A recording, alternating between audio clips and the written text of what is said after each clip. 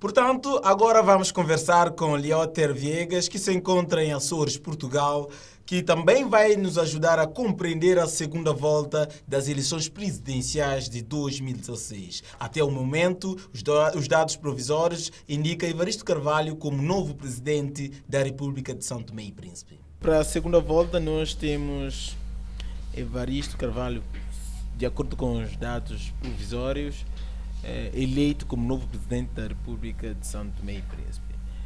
A primeira questão que eu lhe faço é como é que viu essa segunda volta depois de toda essa polêmica que esteve em volta das eleições presidenciais.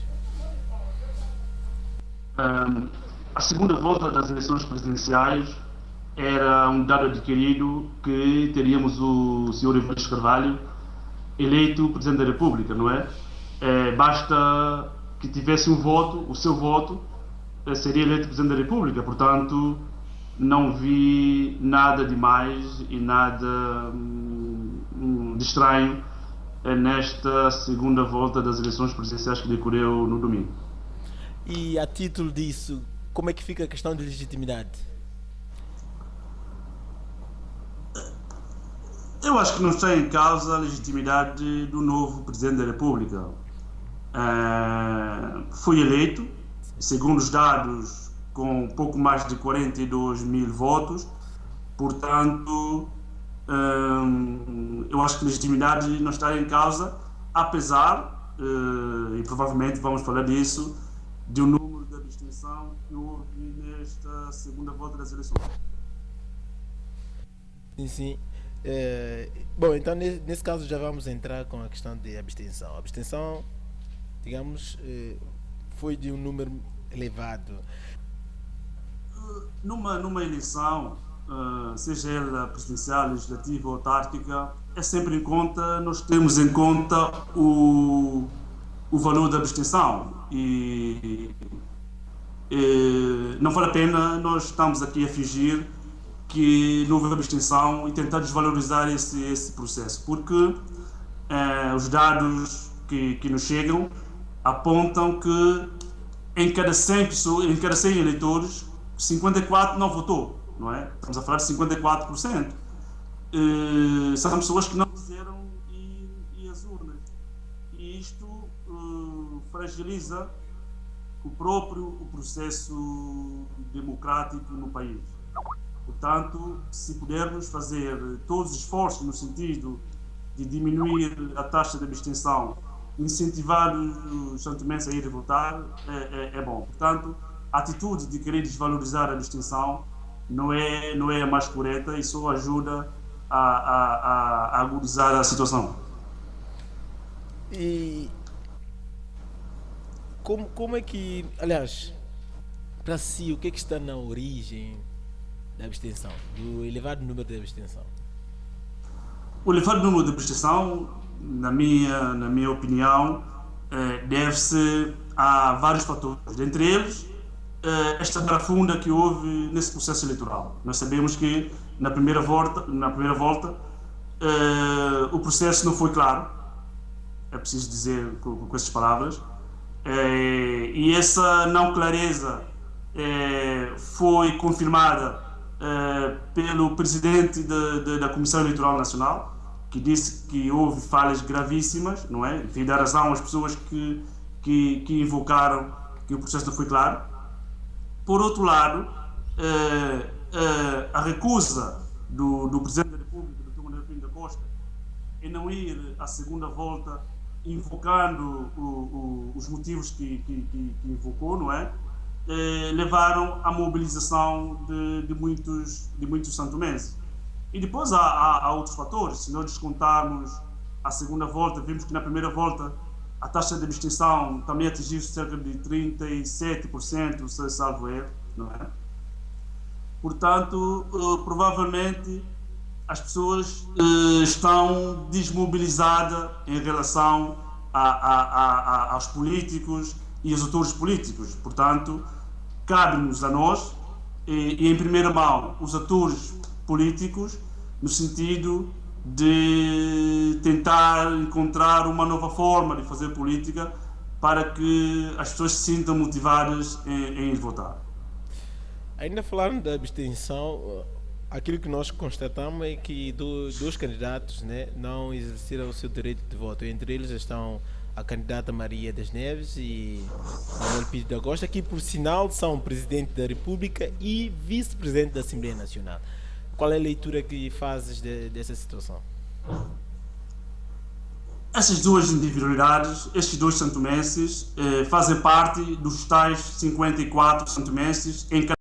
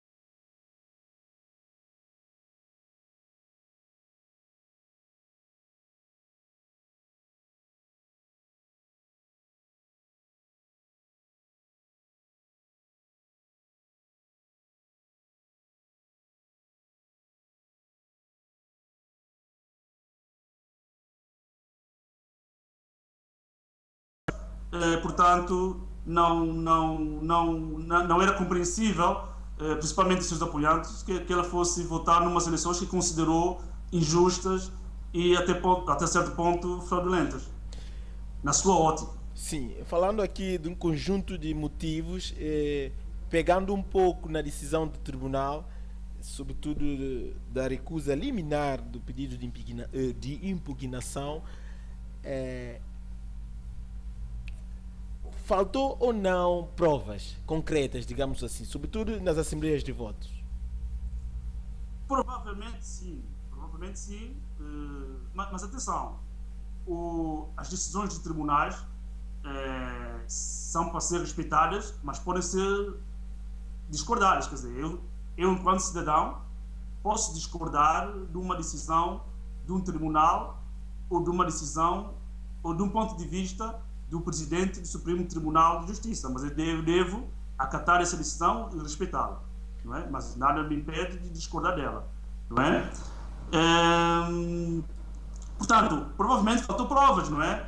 As pessoas que invocaram a fraude, a batota eleitoral, se tinham pessoas na mesa indicadas pelos seus partidos ou pela sua candidatura, provavelmente essas pessoas deveriam estar devidamente preparadas para apresentar qualquer reclamação, qualquer queixa nas atas eleitorais, o que não veio a se verificar, não é?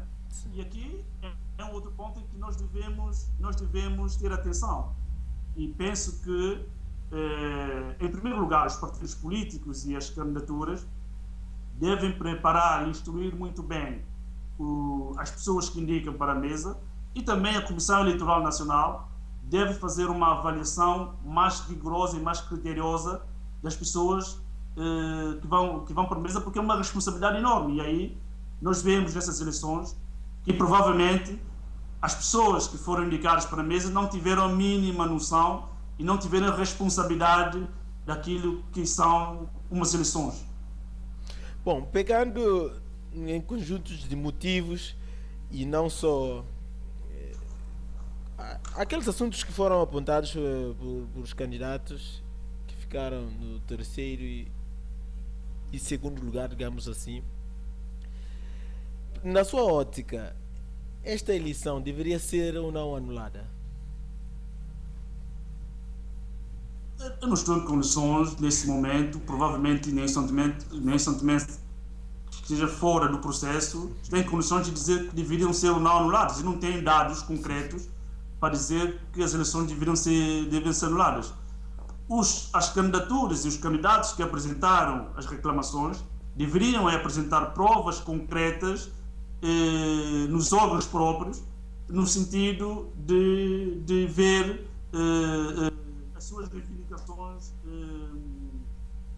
a seguir, não é? Agora, eu não estou em condições, enquanto cidadão, enquanto um observador, de dizer se as eleições deveriam ser ou não anuladas. Não tenho dados suficientes para dizer. Também não está em condições de dizer se foi uma eleição fraudulenta ou não, também, né? Não, o zigue-zague que houve na Comissão Eleitoral e na pessoa do presidente da Comissão Eleitoral leva-me a concluir que houve umas situações irregulares nessas eleições. Porque quando o presidente da Comissão Eleitoral Nacional diz que houve erros gravíssimos, está a confirmar a suspeita de muita gente, incluindo eu, não é? Portanto, nós não podemos continuar a ter um país em que, portanto, houve uns erros menos graves, erros mais graves, portanto, vamos conviver com isso. Se calhar nas próximas eleições vai haver umas coisas desse género, portanto, vamos abafar a coisa, que isso passa, e pronto, vamos viver assim, não pode ser, não é? Nós temos de ter um país em que as coisas devem ser feitas com o maior rigor possível. E o presidente da Comissão Eleitoral Nacional confirmou, e todo mundo sabe, que houve erros gravíssimos. Quais são esses erros? Não consigo dizer, só ele poderá dizer quais são esses erros. Também não partilha da ideia que, da parte do presidente da comissão, verificou-se um erro emocional. Também não partilha desta ideia. Eu não sei o que é que o presidente da Comissão Eleitoral Nacional define como erro emocional. Não, nesse caso, o presidente do Supremo, que foi quem defendeu o presidente do tribunal, dizendo que possivelmente seria um erro emocional. Sim, mas o presidente do Supremo Tribunal de Justiça, na veste do presidente do Tribunal Constitucional, deve definir o que é erro emocional, não é? Eu não consigo saber o que é erro emocional. O que eu sei é que o presidente da Comissão Eleitoral Nacional disse que houve erros gravíssimos. Portanto, aqui é uma contradição entre essas duas figuras que é preciso ser clarificadas um dia e, se calhar, na história política democrática de São Tomé e Príncipe, poderemos vir a saber daqui a 10, 15, 20 anos o que é que são erros emocionais e o que é que são erros gravíssimos. Sim, sim. Bom, daquilo que já foi dito até agora, quais outras eleições podemos retirar desta eleição? Sobretudo da parte da segunda volta. Na segunda volta, essas eleições, na segunda volta, ficam marcadas por essa clara distinção, não é? E ficam também marcadas pela não ida do atual Presidente da República à segunda volta.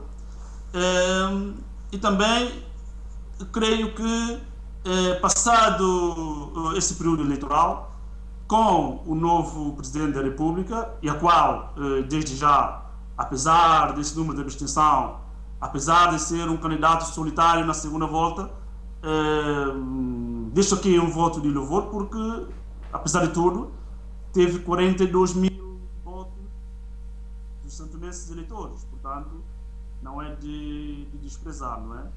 Isso... Eu acho que, depois desse período eleitoral, há alguns desafios que são colocados ao país, ao novo presidente, ao governo e os próprios partidos da oposição. Quais são esses desafios?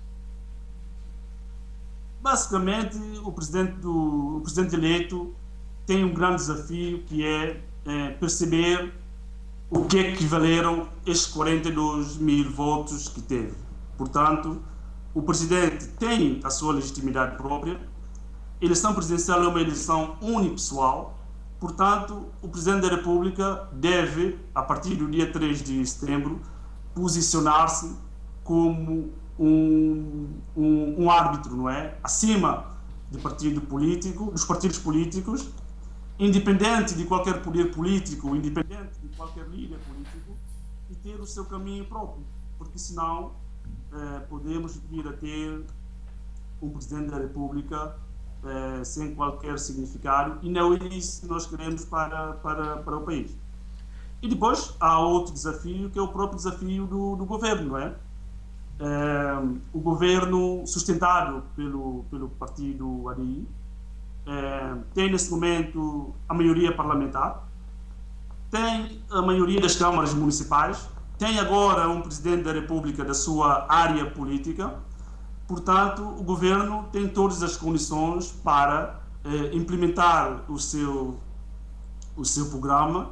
E digo desde já que, pela primeira vez, vamos ter um governo que cumpre uma legislatura, não há razões para nós pensarmos o contrário. E o governo tem um grande desafio nesse momento de resolver os grandes problemas do país, porque até agora, em quase 2 anos, nós não conseguimos encontrar indicadores concretos em que o governo fez reformas, por exemplo, na área da justiça, na área da educação, na área da atração de investimento.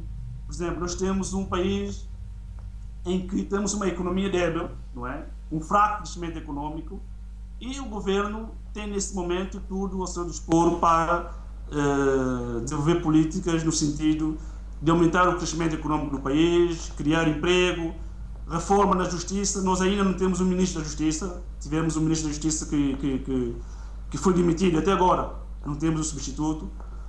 Portanto, são esses desafios que o governo tem. E depois temos o desafio que é da oposição, não é?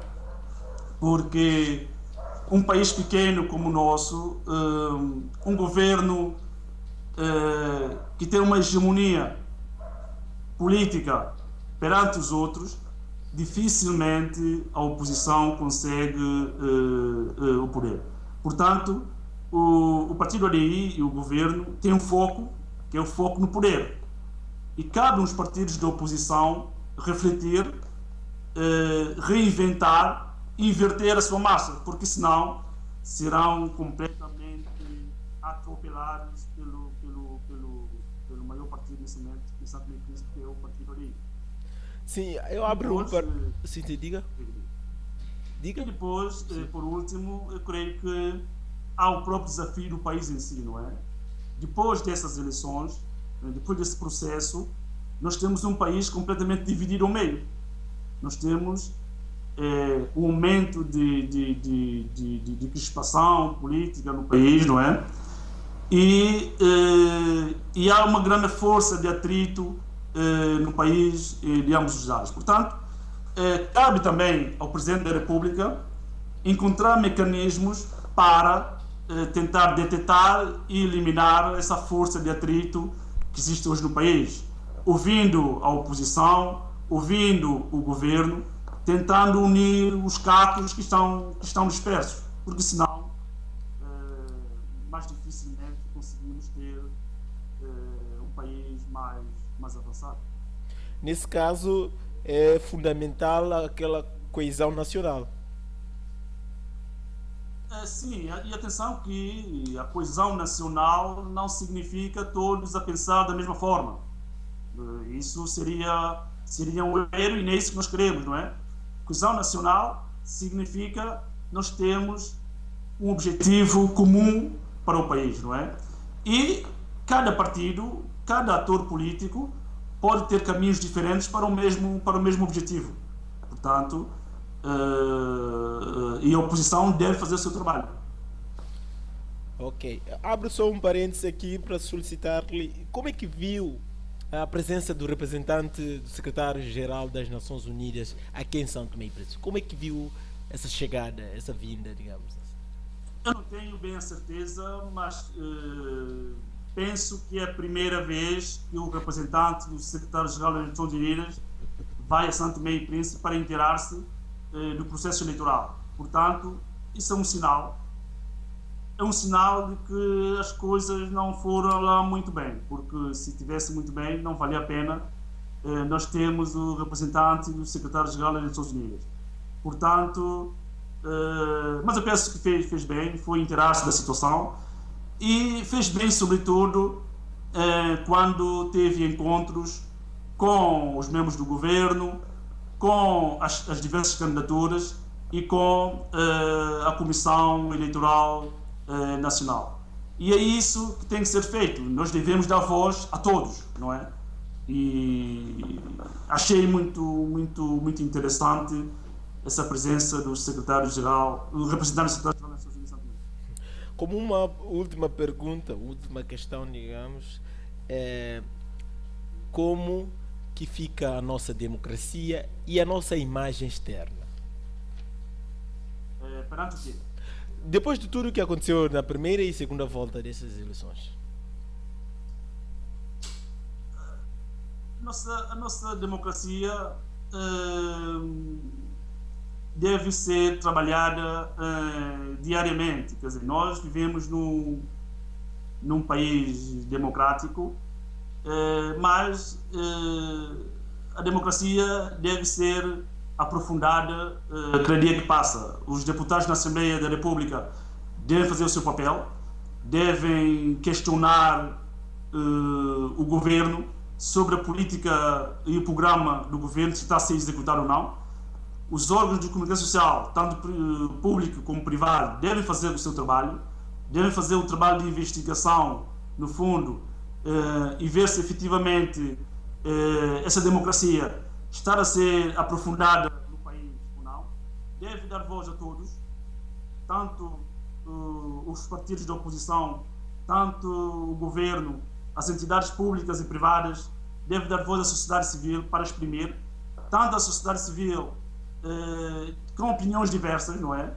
Porque há a sociedade civil que tem opinião provavelmente muito mais favorável ao governo, há outros que têm opinião desfavorável, não é? Tem outra opinião. Eu acho que a comunicação deve estar aberta a todos, não é? E todas as autoridades do país devem trabalhar para aprofundar cada vez mais a democracia em São Tomé e Príncipe. Lioter, da nossa parte, só resta mesmo agradecer a sua presença, nesse caso via Messenger. Sim? Há uma outra questão que eu queria também frisar e que esteve ontem na conferência de imprensa do Primeiro-Ministro, que é a questão do Presidente da República está ou não presente na tomada de posse do próximo Presidente da República. Eu acho que essa é uma questão que foi colocado para, no fundo, mais uma vez, querer criar fediversos políticos. Eu acho que é uma questão. e penso que o Presidente da República deveria estar presente nessa tomada de posse e mais nada. Ok, muito obrigado da nossa parte. Contaríamos consigo sempre que for possível. Caso assim. Ok, foi um prazer. Ok, obrigado. Obrigado. Até já. É desta forma que concluímos o especial Eleições 2016, onde durante vários dias nós conversamos com vários analistas que ajudaram-nos a entender a primeira e segunda volta das eleições presidenciais de 2016, que até o momento coloca Evaristo Carvalho como novo presidente da República de São Tomé e Príncipe. Muito obrigado por nos ter acompanhado.